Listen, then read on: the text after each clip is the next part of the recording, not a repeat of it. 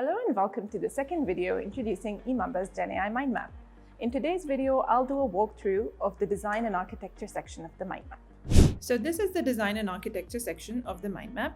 There are three main decisions here, as you can see, and all of them are related to the model provider and specific model that you'll choose for your use case. The first decision is the LLM choice, which specific model to use. You choose a model based on at least three things. The model size, which is the number of parameters. This impacts the latency and the memory footprint or the compute requirement in case you're hosting it locally. The second thing your LLM choice depends on is your context window size, which is how much input you can give to the model. And the third thing it depends on is the specialty, which is what use cases is the LLM fine-tuned for. We've given a number of common use cases here, along with 3 examples of models tuned for each use case. This is clearly not an exhaustive list. Alright, so you pick an LLM based on these factors. The next thing to consider is the availability and customizability of the model. By availability, I mean whether it is an open source model or a closed source model that is only accessible from a provider's API. Open source models are fully customizable, as in you can tune them on your own data, and you have access to all of the model's inference code as well.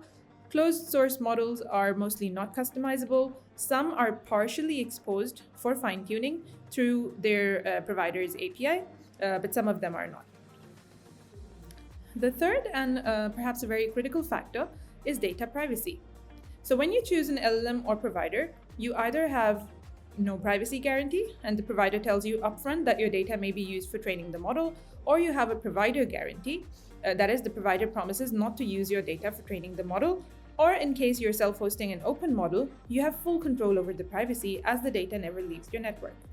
So these are the design decisions you make for the GenAI components of your application.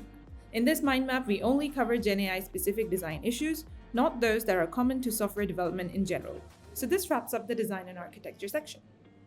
So these are the main factors that you consider when choosing your LLM and provider for your GenAI application. In the next video, we'll go through the development section of the GenAI Mindmap, so stay tuned.